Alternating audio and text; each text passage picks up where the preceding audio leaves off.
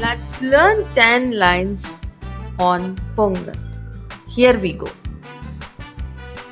Pongal is the main festival in southern India.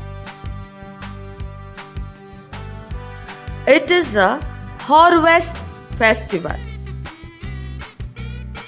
People get ready for this festival by cleaning their houses.